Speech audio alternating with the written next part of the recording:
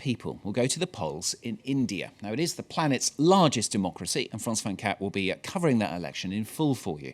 To understand the issues, though, over the next month, we're going to have a series of special reports, today focusing on education. In the past decade, India has drastically improved public access to schools, but critics and observers say the quality of education is subpar. So, as our reporter Sarabji Tandon discovered, many invest all their savings to send their children to private schools instead.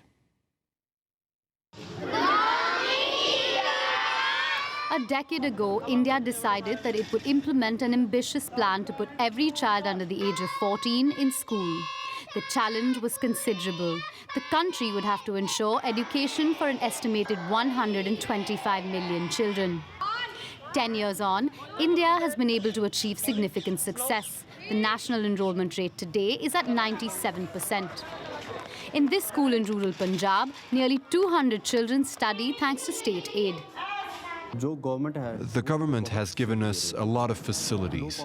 Kids who come from families that are below the poverty line are given stipends. Books, uniforms, food are all taken care of. The kids don't need to bring anything from home. They simply have to walk themselves to school and study. But how much are the children actually learning?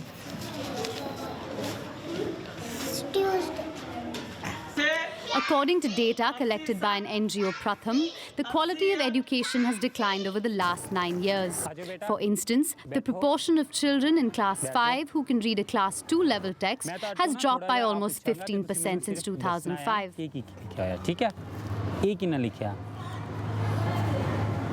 As we just saw, there are many kids whose actual level of learning does not match that of their class. Several reasons for this. In some schools, there is a lack of teachers. There's also a lot of variation in the quality of teaching. To overcome the poor standards of education in government schools, an increasing number of parents are looking elsewhere for help. Mangru, a domestic help in New Delhi, has decided to get his son all the extra help that his limited income can afford. In government schools, the kids don't learn properly, so I take him to a private tuition class so he can study well. Of course, meeting the expenses for this is difficult, but I work hard and try and earn that money for the sake of my son.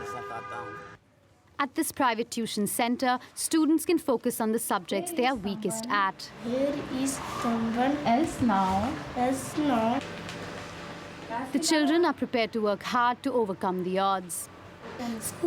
We do learn in school, but it's not always consistent. Sometimes the teachers don't show up. Other times they tell us to do our homework in class, or we're given a free period. So we're not able to learn as much as we'd like to. The Asar Research Center annually publishes reports that analyze the state of education in India. The news is that children are in school, but we have to work much harder to bring their learning levels up. But I think in our system, we have more than 50 or 60% who have difficulty, which means that there is nothing wrong with the children.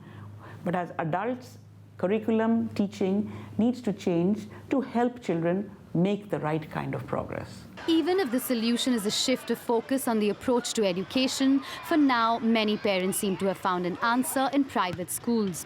Asar data also reveals that enrollment in private schools is on a steady rise.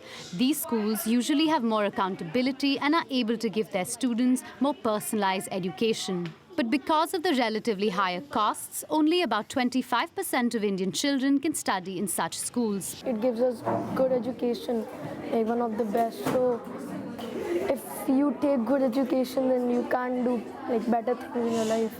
With the legislation of the Right to Education Act, free and compulsory schooling will be granted to all under the age of 16. This means that the task to bridge the gap between quantity and quality of education just got trickier for the government of India. Yeah, more coverage, as I say, of those elections as they draw closer. Not time for sports. Just 100 days to go. Count them off before the World Cup kicks off